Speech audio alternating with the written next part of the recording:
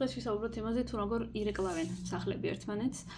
ირეკლავენ ნიშნავს იმას, რომ ზოგადად ნატალურ რუკაში ისედაც ყველა სახლი ერთმანეთზე არის დამოკიდებული, თუნდაც ასპექტების მიხედვით, მაგრამ ასპექტების გარეშეც ზოგადად სახლები ერთმანეთს ირეკლავენ. ანუ ერთი სახლის განვითარება ყოველთვის ახდენს ზეგავლენას მეორე სახლზე. მაგალითად, რომ პირველი სახლი ირეკლავს მე-12 სახლს, ეს ნიშნავს იმას, რომ ადამიანის თვითგანვითარებაზე არის დამოკიდებული მისი ფსიქიკური მდგომარეობა.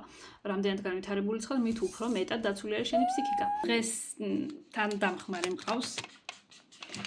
ამიტომ მოკლედ მე-12 სახლი ირეკლავს იგივენაირად პირველ სახლს, იქიდან გამომდინარე, რომ კარმული, ესე ვთქვათ, ზეგავლენა ახდენს გავლენას ადამიანის განვითარების დონეზე, შესაძლებლობებზე, თვითგანვითარების შესაძლებლობებზე. იგივენაირად პირველი სახლი გავლენას ახდენს მე-6 სახლზე, მე-3 სახლზე, მე-10 სახლზე, ან თვითგანვითარებაზე არის დამოკიდებული ჩემი ყოველდღიურობა.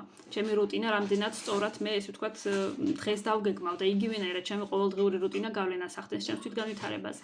ჩემი თვითგანვითარება გავლენას ახდენს ჩემს ცოდნაზე მე-3 სახლზე და იგივენაირად ჩემი ცოდნა ახდენს გავლენას ჩემს თვითგანვითარების დონეზე. ჩემი თვითგანვითარება ახდენს გავლენას ჩემს სულიერ ფასეულობებზე და ჩემი სულიერი ფასეულობები, რა თქმა უნდა, განაპირობებს ჩემს თვითგანვითარებას.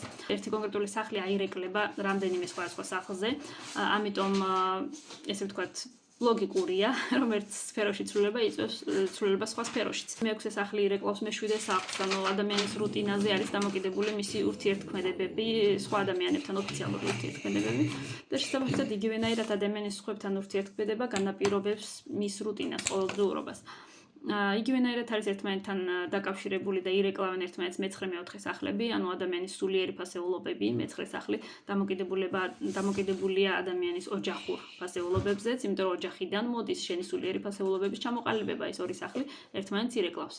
იგივენაირად მე-3 სახლი ირეკლავს მე-10 სახლს. ეს ნიშნავს იმას, რომ ჩემს ცოდნაზე არის დამოკიდებული ჩემი კარიერის წინსვლა და იგივენაირად, რაც უფრო წინ ვიქნები კარიერაში, მით უფრო მეტი იქნება ჩემი ცოდნა. ეს ორი სახლიც ერთმანეთს ირეკლავს.